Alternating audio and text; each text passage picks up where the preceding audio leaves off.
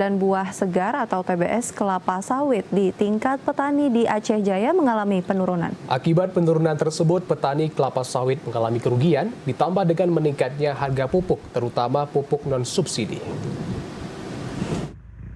Harga buah tandan segar di tingkat petani di Kabupaten Aceh Jaya mengalami penurunan sejak sebelum Hari Raya Idul Adha.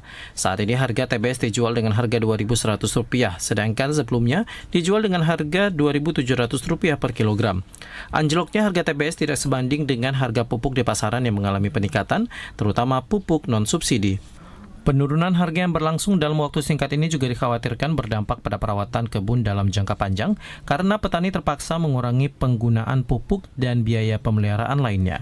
Salah seorang petani, Zaman Huri, menyampaikan penurunan harga TBS di tingkat petani terjadi 2 hari sebelum Lebaran dan hingga saat ini belum mengalami kenaikan.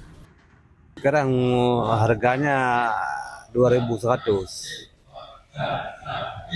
Kemarin sudah berapa, Pak? Kalau kemarin 27. Sekali turun 2.000 kemarin. Bang, kalau terkait pupuk bagaimana, Bang? Kalau pupuk mahal naik itu saya pupuk ya. Terutama pupuk apa, Bang? Pupuk Dolomit juga mahal, semua pupuk mahal. Yang murah yang subsidi itu ya.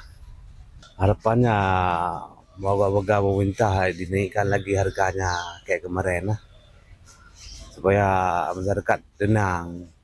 Ia berharap harga sawit dapat kembali membaik agar petani mampu mempertahankan produktivitas kebun, mengingat sebagian besar masyarakat di wilayah tersebut menggantungkan mata pencarian pada sektor perkebunan kelapa sawit.